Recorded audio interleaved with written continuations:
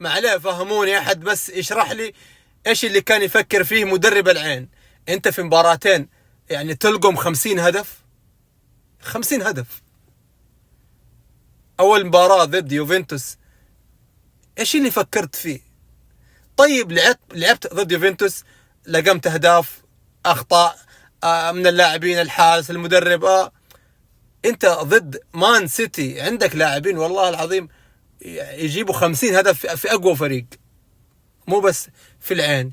يا أخي قفل، ألعب 5-4-1، ألعب 4-5-1، قفل يا أخي. ألعب 11 ورا، أخرج في المباراة كامل بهدف هدفين. أنت كيف لعبت 4-4-2، 4-3-3، 3-4-3؟ إيش الطريقة اللي لعبتها بها؟ كيف خليت فريق يعني هذا العين يا جماعة أحد أقوى الأندية في قارة آسيا يعني حرفيا.